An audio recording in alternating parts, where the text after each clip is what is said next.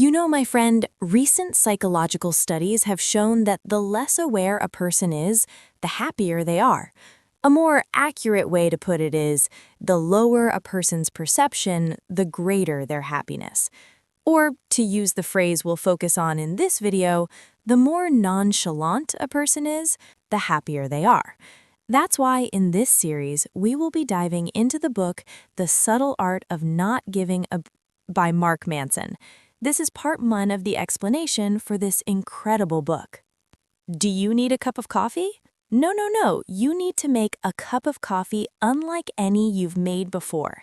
Because, my friend, the experience of this book is completely different from all the rest. Let's enjoy.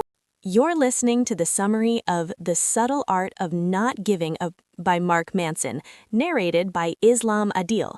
The book was published in 2016, and it's a powerful response to the self-help and motivational books that flood the market annually. These books target sensitive questions deep within all of us, such as, how do I live better? How do I find happiness? How do I achieve success? Most of them answer these questions in a clever, roundabout way that essentially turns the question into the answer. They tell you, in essence, to choose a better life for yourself. Welcome, my friend, to the channel where you find coffee, music, and books. The idea of this content is for me to read a book and explain it to you. Not just summarize or review it, but explain it completely. If you like that idea, please subscribe. My initial feeling when I first read this book was truly strange. I went on social media and posted a thought. The first 33 pages of The Subtle Art of Not Giving a were shocking.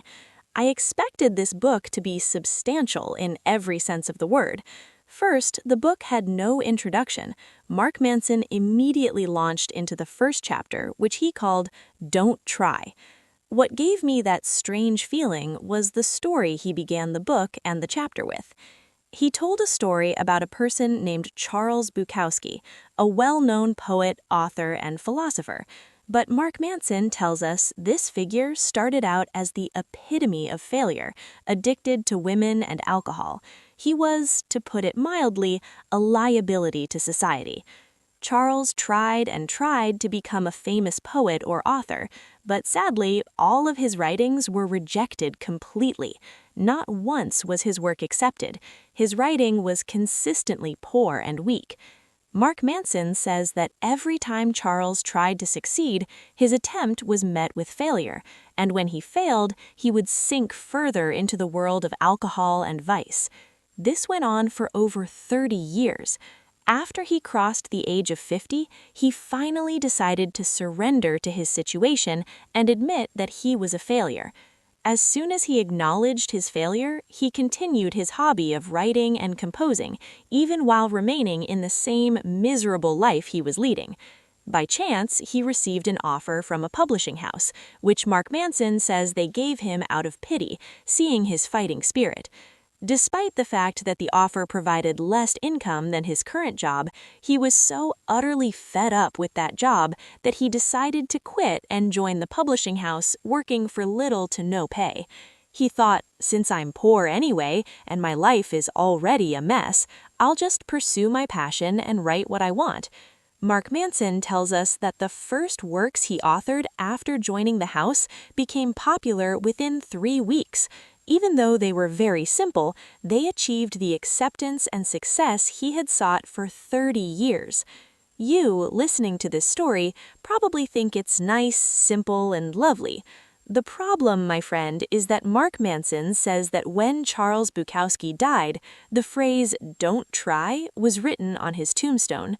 Mark Manson, the author of this book, whom I consider a bit of a philosopher, believes that what Charles meant was, don't try to become a successful person. He meant, don't ever try to achieve your life's dream. Imagine that. Mark Manson literally wrote this and said we need to understand that we must admit failure, and not just admit it, but accept it. I'm a failure. Why should I try to be someone I can never become? Why try to be successful in this field when I never will be? When I read this, I didn't like it at all. I'm usually quick to judge, but I tried to be patient. I thought, it's impossible a writer would publish something like this. It's impossible an author would promote failure.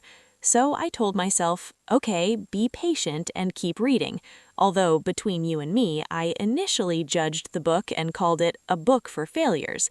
But I decided I wouldn't declare that until I saw the end of the book. I continued reading until I reached the section on the feedback loop of hell. Mark Manson began discussing a strange psychological state that many people live through. Let me give you a simple example to illustrate it. Imagine someone who has a phobia of flying. This person starts thinking about their fear. Why am I afraid? How can I get rid of this fear?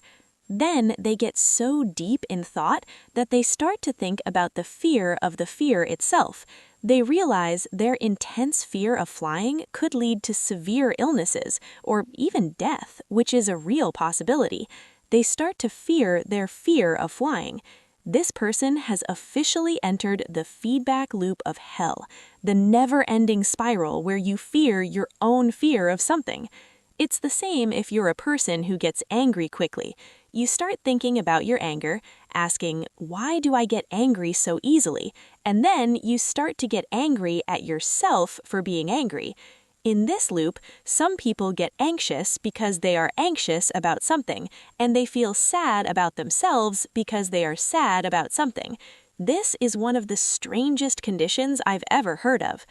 At this point, I wondered what is the connection between this feedback loop of hell and the story of Charles Bukowski. Mark Manson then addressed the people living in this loop, telling them, if you are experiencing this kind of loop, be assured that you are human and what you're going through is completely normal. He says it's one of the greatest blessings bestowed upon mankind. The human is the only creature that can think about its own thoughts. If you are someone who experiences these loops, you are human in every sense of the word. He says the central point is that when some of us enter these loops, our reality and our surroundings constantly bombard us with messages that say, my life is better than yours. He's talking about social media, for example.